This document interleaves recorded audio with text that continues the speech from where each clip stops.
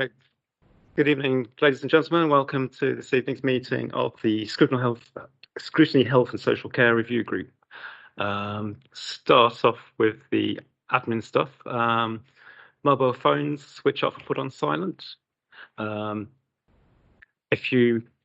wishing to speak, if you raise your hand and switch your microphone on when speaking, switch it off when not speaking. Anyone joining remotely, if you can use the hands up icon. A recording of this meeting will be available on the council's website within 24 hours, and this meeting is being live streamed to the public.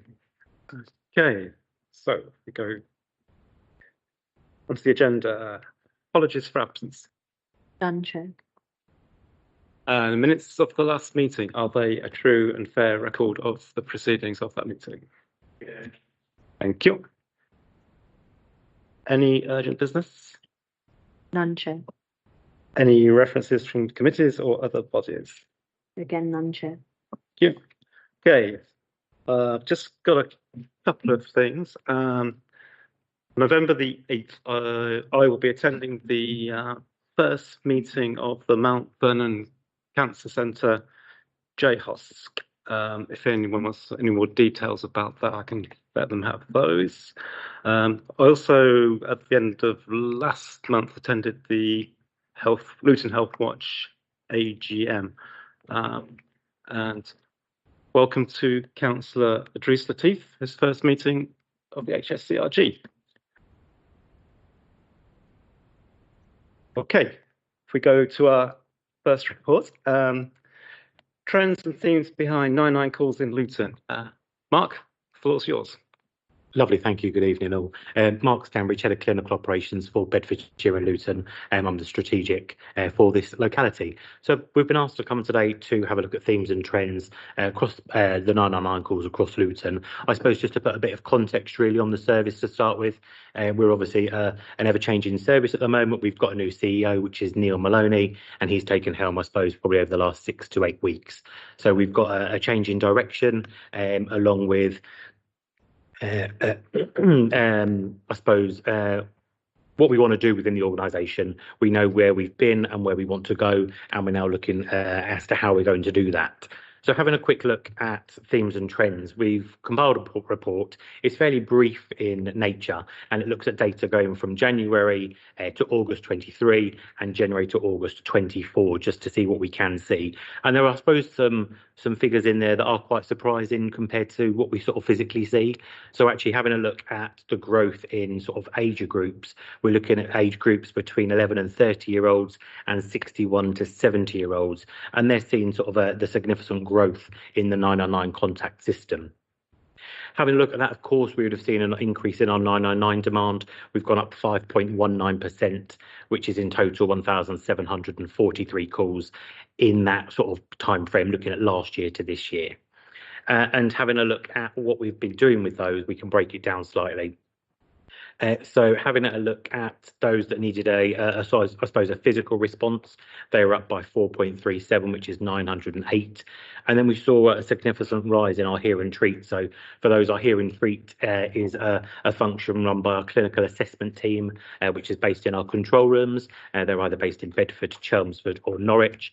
And they're a combination of paramedics and nurses, and they will look at our lower acuity 999 calls and actually do a telephone assessment with those individuals and work out, do they need a face-to-face ambulance response, or do we actually need to do something within primary care? Can we treat them at home? So we're getting that right care for the right person at the right time. So we've seen a great increase in that, up by 12.79%, which is an additional 324 contacts for that. When we break it down by gender, looking at females, we've seen a very, very slight increase at 0.4%. However, the growth of the males 999 calls has increased by 17%, so 2,013 calls additional from our males across the area.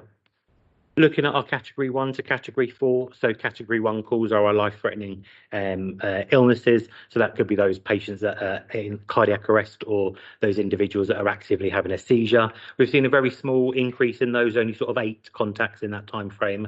and looking at our C2 calls, which are those that are either individuals that could be having a chest pain, could be suffering signs of a stroke. We've seen a decrease of 4% for those, which is 768 contacts from the previous period.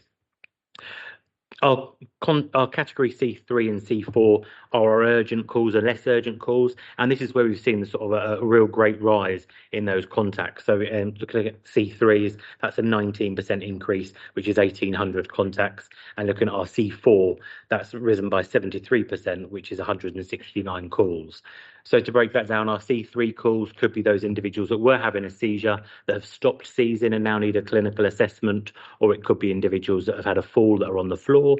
And looking at our category 4 calls, they are less urgent calls, ones that we wouldn't deem a life-threatening emergency, probably calls that we would never see as a face-to-face response. So it could be the diarrhea and vomiting individuals that we may well be triaging through those. So we've seen a great increase on our hear and treat, which again, that'll be a decrease in our physical see and treat, which is where we send an ambulance or a response card to our patients in a face-to-face manner. With our low acuity calls over the past year, we've got something called access to the stack, and that is working alongside our primary care colleagues in ELFT and CCS, alongside the frailty consultants, and that's based at the hub. The point in Luton, so we've got a hub physical presence there. And what we're doing is we're looking at the 999 calls coming in, and we've got an individual, a paramedic, that's able to field those calls to other primary care services. So actually, we're not going to do a telephone triage within our clinical assessment unit, but what we're going to do is we're going to be able to pass them over for the district nurses, for example, to go out and see our patients in the community to try and filter out that workload.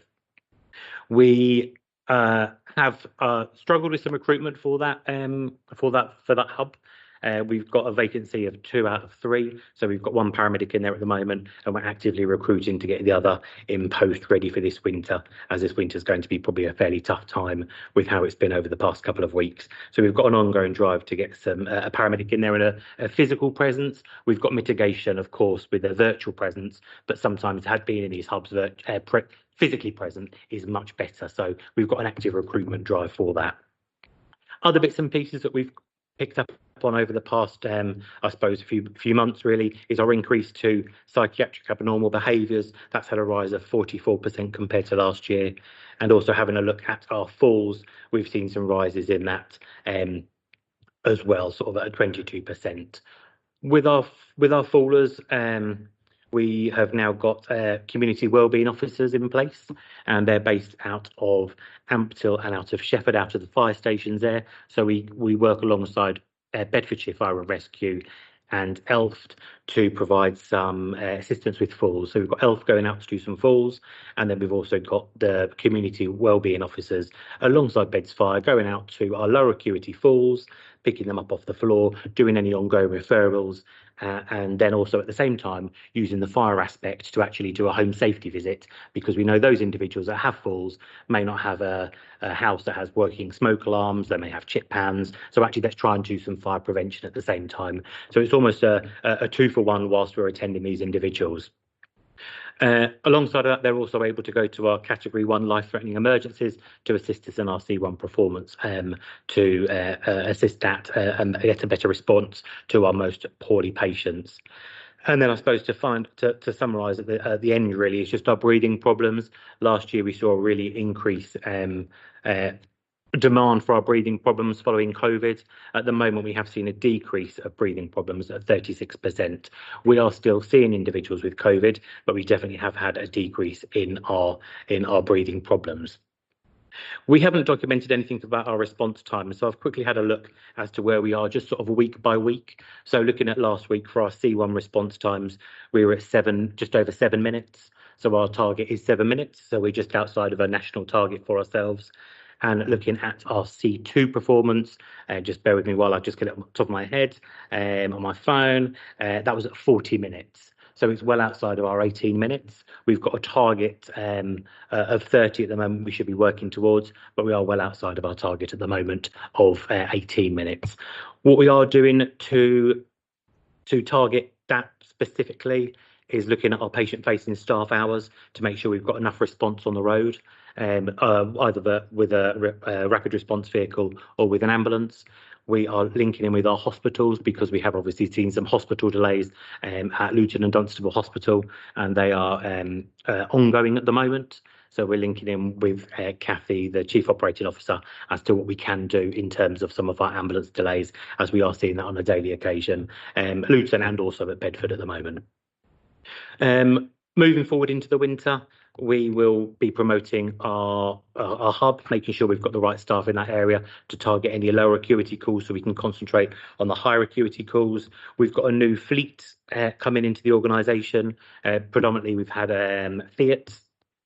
We've found that the Fiats have been fairly unreliable, so we've moved to a mixture of Fiat, MAN, and also Renaults. So we'll start seeing those coming online over the next couple of weeks to make sure we've got our fleet ready for this winter period. And I suppose it'll open up to the questions, really. Chair, thank you.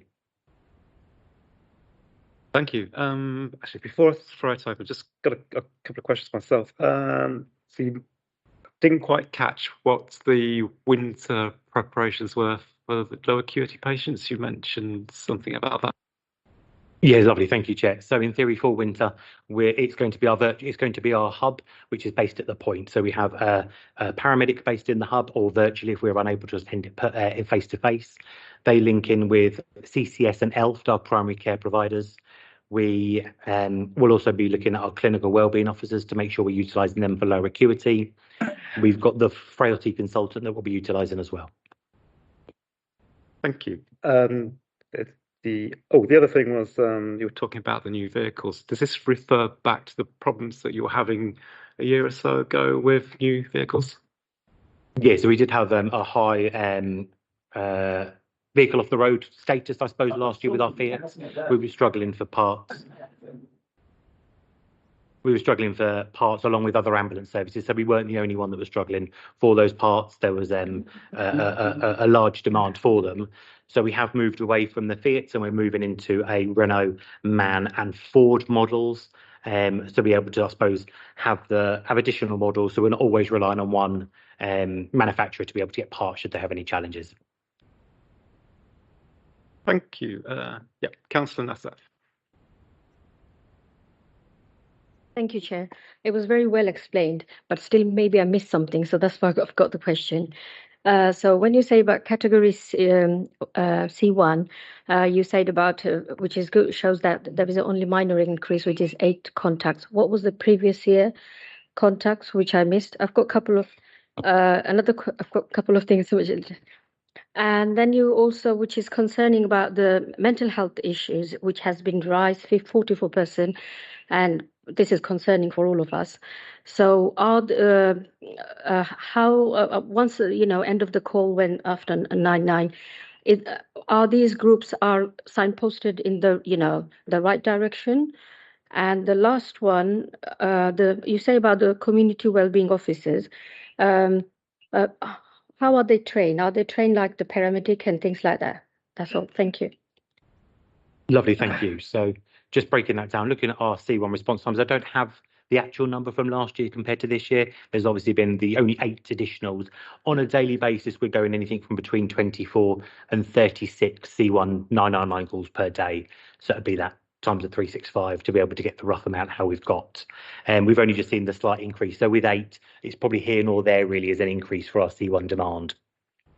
Looking at the mental health, it is definitely a real worry with individuals with mental health. We have seen a vast increase in that. So what we do have for that is we have our mental health street triage. So we work a response model working with Bedfordshire Police and ELFT. They work 1,300 to 2,300, and that's on a 7-day-a-week basis. They're able to take referrals from either ambulance crews, our colleagues in the clinical assessment unit. They're also able to take contact from police if police have anything come through that wouldn't be appropriate through Right Care, Right Person, so then they can respond on police on those. They look at 136, mental health, calls. And we've obviously got a paramedic out there for the medical attention. We've got a mental health nurse from Elft looking at the mental health side of the aspect, and we've also got police on that model if we need to think about any kind of section in under 136, etc. So we do have that in place. Other bits and pieces we're looking at and linking in with Elft and police are, do we need to expand those hours? Do we need to do a trial through winter to look at different times of the day, maybe to expand? Or what else can we actually do? We do have good contact with Elft, good contact with Beds Police, and we are working out and looking at how we can serve the community with the mental health problems. We've also got our 111 option 2, which is for health professionals line, so we can refer individuals to the mental health services through the 111 routes as well. And looking at the third one, which was the clinical wellbeing officers, they're trained by East of England Ambulance. So they are trained in a response model. They are non-blue light. They don't travel on blue lights. They're trained in intermediate life support, which will be basic life support with the automatic defibrillator. They're trained in some patient assessment, which will be blood pressure, blood sugar, temperature, heart rate, blood pressure. So they'll be trained in assessing their patient. The thing they aren't able to do is an ECG of that individual. But most falls at a category 3 would be somebody that's had a slip, trip, fall, as opposed to a medical collapse and ended up on the floor. So actually they can do a set of observations. They can make sure that they're within normal limits. They can then establish the cause of the fall. If they feel that that individual has hurt themselves and they need assistance in a hospital, or there is something that is concerning, they go through our clinical advice line, which is based in one of our control rooms. They're able to speak to a paramedic, speak to say, this is what we found. Are we happy for a discharge in the home environment? Or do we think it would be beneficial for them to travel into accident and emergency for an injury, say, for example? If it's very clear on their arrival that this individual's hurt their hip, it will be asked, they'll ask for backup for an ambulance to come and take them to hospital, just so we've got that as a safety net. After their contact, we believe every contact counts. So actually they're able to do a referral through to our falls specialists, to our GPs. They're able to look at safeguarding challenges if there's any safeguarding issues. So actually they're able to make the ongoing referrals. So every contact counts with them. So they're a lower grade of staff, but actually they are trained to be able to do what they're attending. Thank you. Just follow up on the mental health figures. So yes, I should say that's a very steep rise. Is there an overlap between that rise and the fact that there was an increase of 17% of calls from males in the last? Thank you, Chair. Yeah, great answer. Sorry, great question. To be honest, I wouldn't be able to tell you from the information that I have got here. We have obviously seen an increase of the mental health, and from a control room background from many years ago, mental health was definitely predominantly males that were calling for assistance. So we'd have to find that out. It's that breakdown of those increased contacts, whether they're male or female, but I don't have that to hand. I do apologise. Thank you. Councillor Begum? Thank you, Chair. Thank you for the report. I think some of the questions my colleague asked already, but there is actually 2 that I wanted to ask. One about is hear and treat. Can you give us a breakdown of, do you have the details of what kind of illnesses or diseases that were in that category? Do you have any list of that? So yeah, I don't have a list, physical list as to how many calls in that categories would have taken place. The kind of calls that would go through to our clinical assessment triage centre would be such things like mental health. There could be individuals that have got a non-traumatic a non-cardiac related chest pain. So they may well have been coughing for a period of time and have a period of chest pain. And actually we can do some telephone triage to quickly establish as to whether we believe this is a cardiac chest pain or whether we believe it's a muscular chest pain. There'll be things such as diarrhea and vomiting would go through there. There could be other areas, sort of injury to a hand, injury to a foot, injury to a leg, injury to an arm. To actually establish, do we need to see them as a 999 response, or actually can we signpost them to the right area? It could be colds, cough, flu symptoms. So anything lower acuity could go through to our hear and treat colleagues. Thank you. I think the reason I was asking was to see if they have not been seen by a GP or not. That's why I wanted to know what kind of illnesses. Following on from what you said about making every contact count, are all the call operators trained in that? So the 909 call handlers. So yeah, with the 909 call handlers, they go through a vigorous training scheme through our control rooms. They have a national qualification to answer a 999 call. They will then give us a national code set, so whether it would determine whether it would be a C1, 2, 3, 4, or 5 response, and then we'll be able to take that information, either dispatch an emergency ambulance on a priority, should it be a C1 or C2, or actually on a C3, C4, C5. What else could we do with that individual? We don't need necessarily to see them on a blue light response, but actually there could be something where we can refer back to GPs, refer to other primary care services, and things could be dentists, things could be GPs. There could be a mixture where we would refer to. And that last one was, you mentioned the hub, something about a hub, which is not in here. Are we able to either tell us, or you can send us the information in email, something like that? Yeah, of course, I can get something to you. So there's something called an unscheduled care hub.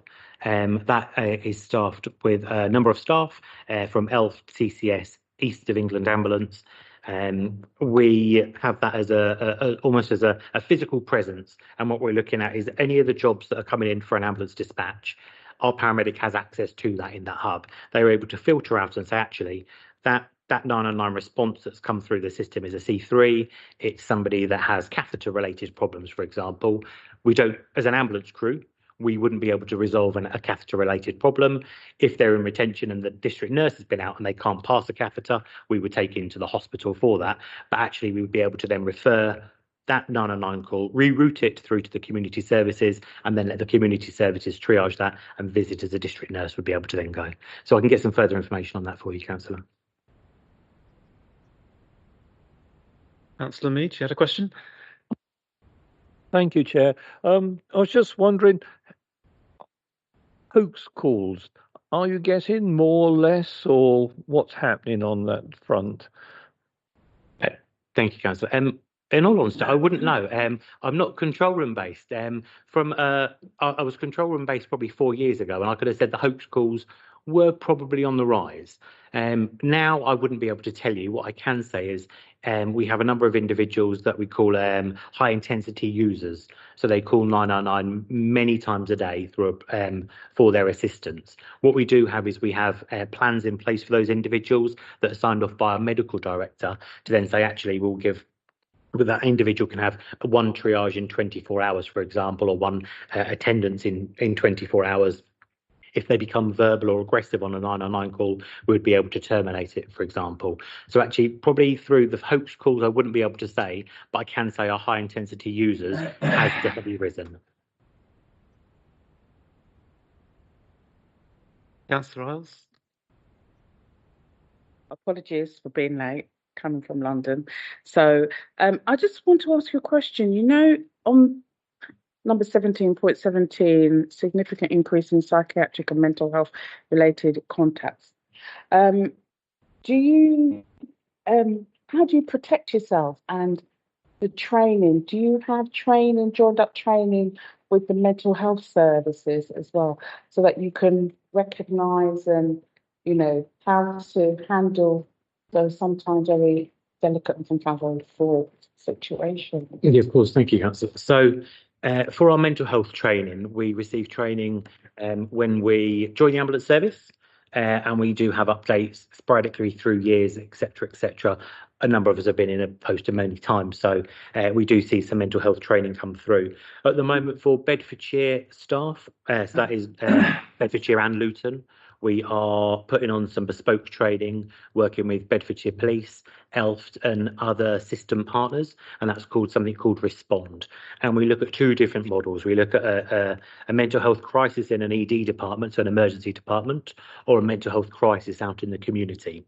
And what we do is on those days, we actually all go in normal clothes, so none of us wear uniforms, no one knows who we are, we have the knowledge in our heads, and we don't let other people know what we do for a role. And we have several scenarios that come through, and we then have to work together as a collective as to how we will deal with that mental health emergency. Do we believe we go through things like capacity, referrals outwards? What can we do for those individuals? So bespoke training for that we do have across Beds and Luton. The other thing we have is a mental health clinical lead for Bedfordshire and Luton. So we link in with her. She's on our stations at the moment because we're doing some yearly mandatory updates. So she's engaging with our colleagues, giving a yearly update. She's a very visible individual across both our hubs, which is at Bedford and also at Luton, and they can ask any mental health related questions. She goes into our control room, links in with our staff there as well. So I suppose we do have contact to an individual. So we can ask any sort of question because no question is stupid, but we also all do to get our mandatory training on a yearly basis. Can I just ask another question? So with the contacts that you have, do they have, in your control room, like you might get repeat calls? So how do they make you aware that the calls are sometimes repeat or from someone that's known to your service? And if they're particularly what's the word, aggressive or something? Of course. So if we have a caller that is aggressive on a 999 call, we have a system called Datex, and that is what we fill out a Datex to say that there's been an adverse incident, whether somebody's been physically abused or verbally abused, and then that is then captured in that way. We have a frequent caller teams or high intensity user team, and what they do is they look at the data that comes through our control rooms through our 999 system, and they're able to establish whether somebody falls into a category of a high intensity user. For the life of me, I can't remember the numbers. I believe it's 5 in 3 months, for example. They could be classed, then we'd monitor them and see if that call volume increases or decreases. And then we write to them, we link in with their GPs. We have our medical director input to actually, do we need to do something for that individual because they're acutely unwell frequently, or are they a high intensity user because of mental health background? And what can we do to support that individual alongside other individuals that are calling for an ambulance at the same time? Thank you. Councillor Chowdhury. Hi, thank you for the report. Just wanted to ask, the data you collect, and in your report you said 11 to 30-year-olds. Is there any particular reason you do it in that way? Because I'm just thinking, are adolescents likely to have the same sort of health issues, call the emergency services as, say, 25 to 30-year-olds? And is there any reason why we don't have any data for under 11s?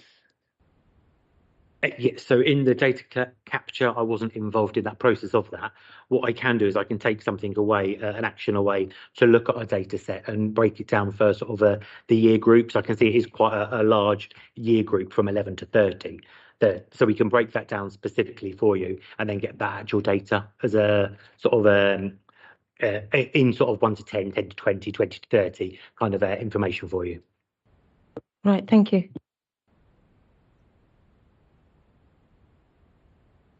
Councillor Teague. Thank you, Chair. Mark, thank you for the report. You mentioned that there's a 5.9% increase in number of calls. But I was trying to look through the report on, has the response time increased as well, in line with the fact that the number of calls coming in have increased as well? So what's the average response time to a 999 call? So yeah, it does vary on a day-by-day basis. The numbers I gave earlier today or this evening were on our last week's figures. What we can do is for our next report, we can put in a year by year so you can see the increase. We have had an increase in our response times.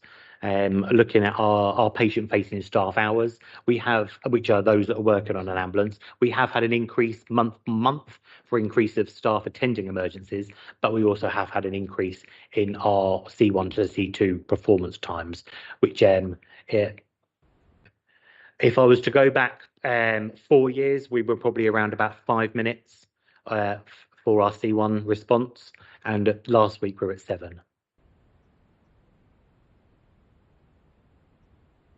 Thank you. Just got a few questions, Mark. We're talking about the controls and the ambulance trust. How could you give some background onto how that relationship works? And yeah, of course. So our control room, we've got a couple of areas to our control room. So we've got our 999 call handlers, we've got our 999 dispatchers, We've got our non-emergency dispatchers, which are based up in a different control room. So focusing on the 999, we've got our call handlers that will go through to our dispatchers. Alongside that, we've got our clinical assessment team, which are those that do the hear and treat. Those individuals have predominantly applied for the hubs that are working in the unscheduled care hubs. So we've got CAS trained paramedics, so individuals that are trained to triage a 999 call that have gone to our hubs. And the benefit of that is they're able to then focus, instead of focusing on 6 counties with multiple referral pathways in each county, we're able to then specifically take an individual, say from a Bedford CAS to the Bedfordshire and Luton hub, whereas actually then they're only focusing on a much smaller referral pathway. Benefit of that is they get to know their system partners in almost a face-by-face in a room, because they're based in the same building. They're able to know exactly what will be accepted and won't be accepted, and they're almost able to pick the correct 999 calls to be able to then pass out to community services.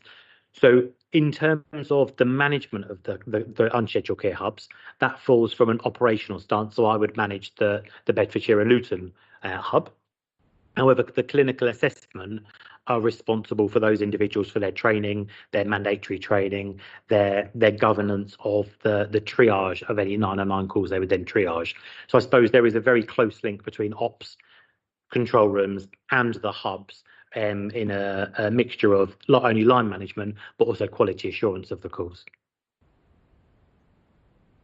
Thank you. I think it was in the press yesterday about the bottleneck that occurs where the drop-off points from an ambulance to the hospital. I mean, what is the situation in Luton and Bedfordshire?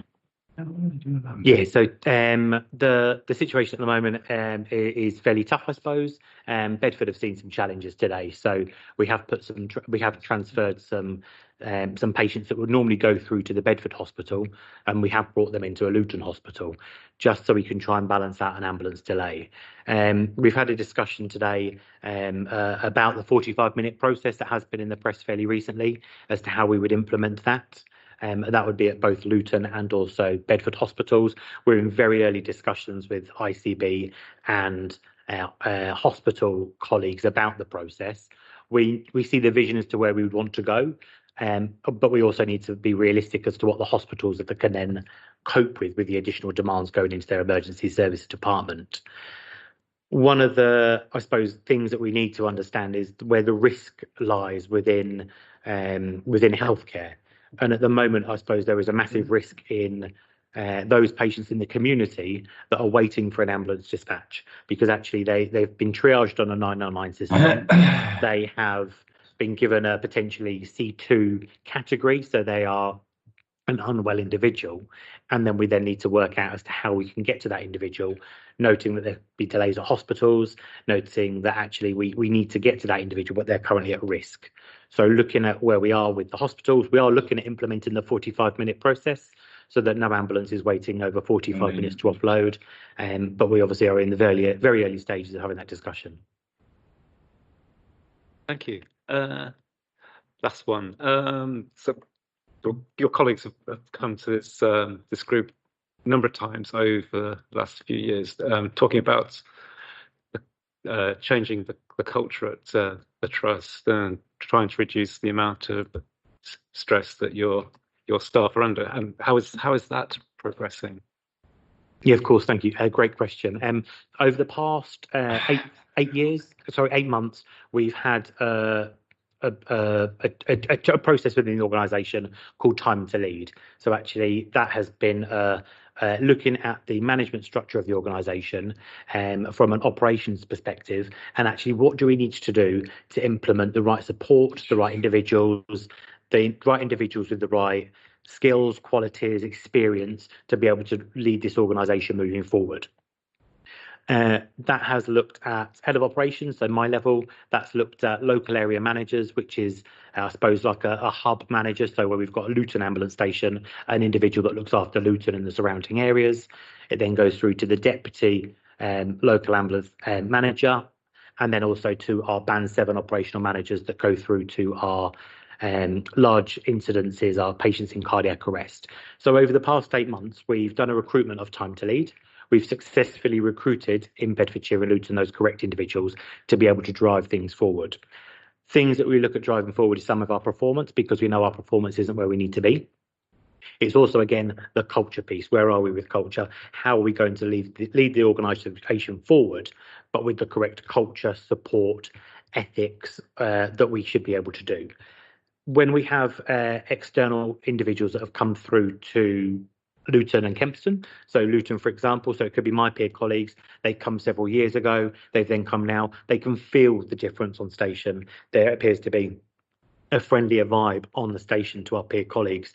When we look at our complaints within from the public, we receive very few complaints. We receive 1 complaint for every 10 compliments. So we've got a really good ratio with that. What we struggled to do 2 or 3 years ago was be nice to our own individuals. We can be great with individuals that we don't know, but we weren't kind to our own individuals. So we're doing a big culture piece. We still are doing that at the moment. There's no shaping to say we've finished that, but we are on a cultural journey. All of our leaders are going through a leadership program to have those difficult conversations, to be able to sort of, I suppose, work out what kind of an individual we are. Are we big picture thinkers? Are we what kind of energies do we have, and how can we work in our management teams to be able to use the correct people for the right job? On a personal note, going to the hubs across the area, I've seen a massive difference locally for ourselves, which is great.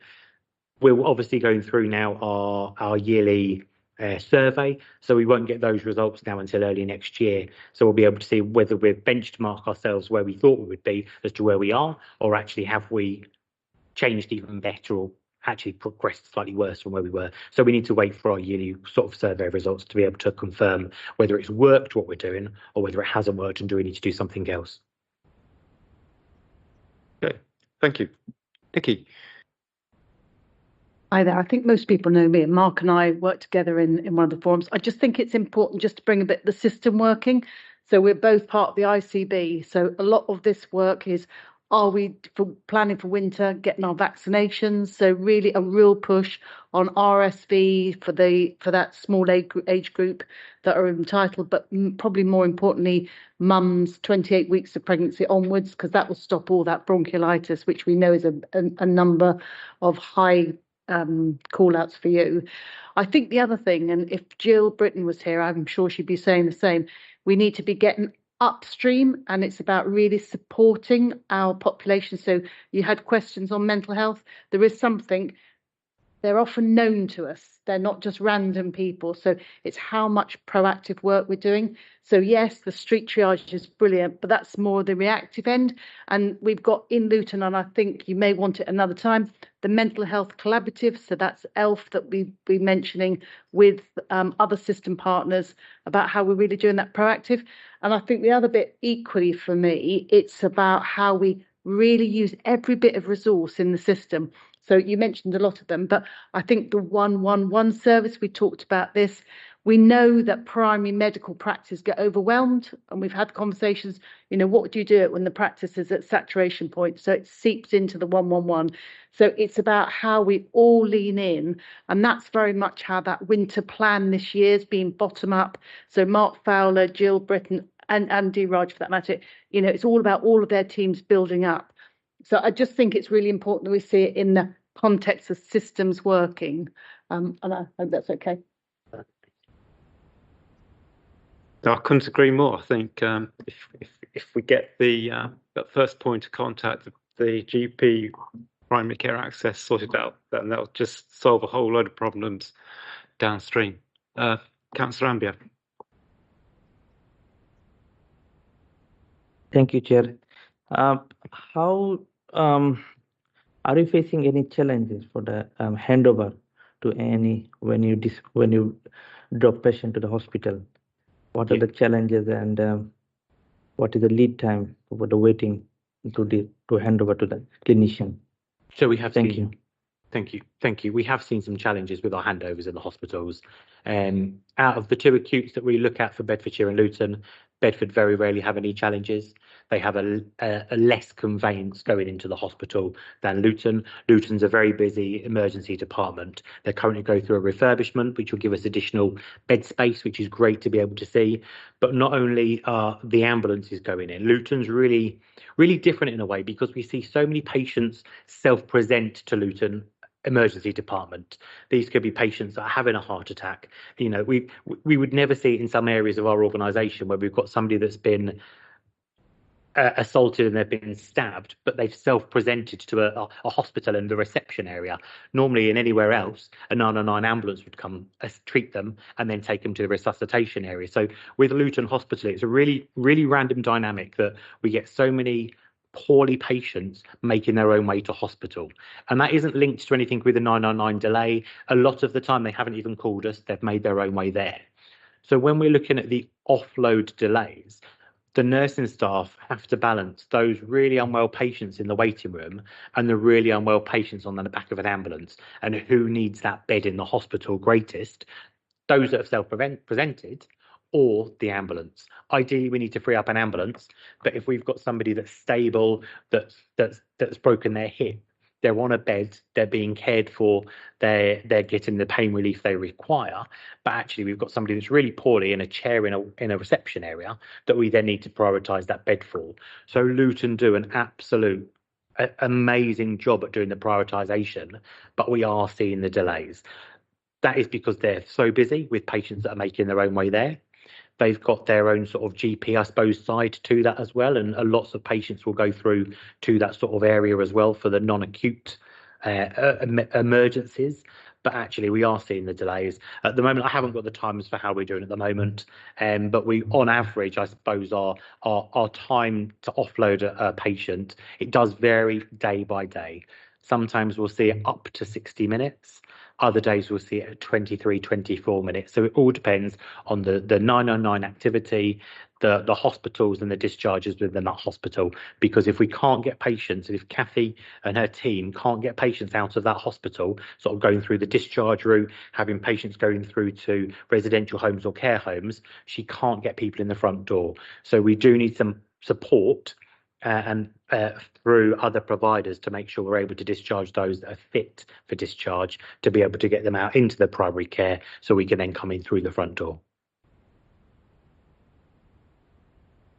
Thank you, Chair. I think after Nikki, I got a question, actually not question, request. Can we have a report on the similar report on 111 calls so that we can see if something that GP could have done instead of them going to it? And the other thing I asked about the MEC, the making every contact counts. Can we have a report on that? Are we able to see if the operators are making every contact counts? Are we able to do that, please? Will I just do a bit of a double act? Because I think and this is a messy field, because as you quite rightly say, so if you ring 111 and it's an emergency and they operate, the call handler, they can literally fast track it onto 999, so the person, isn't waiting, in the same way that 999 can do the same. So that at the moment is the challenge, that we're pulling together literally a dashboard, because until you look at it in totality, you look at one bit, it doesn't really tell you very much. So I think that is something which we could certainly, because we can't do it without you, because ultimately you're a provider. I'm assisting conveners, but yeah, I think that is something. And I think realistically, I know we've got the 5th of November as our next session. So there's a forum where it's everybody, the whole system get together. So we'll look at sharing that dashboard with you. Yeah. Thank you. Nikki, following on from what you said earlier, I've got one question about is there the same awareness about the RSV vaccination as there is for COVID and flu? Yeah, most definitely. So the RSV, and without looking at a bit of paper, I'm pretty certain it's 70 to 74.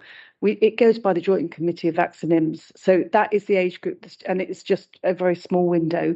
But really, all the evidence is mums after from 28 weeks of pregnancy before they deliver, and that's to the babies. They're the only RSV. So absolutely in the same way as shingles.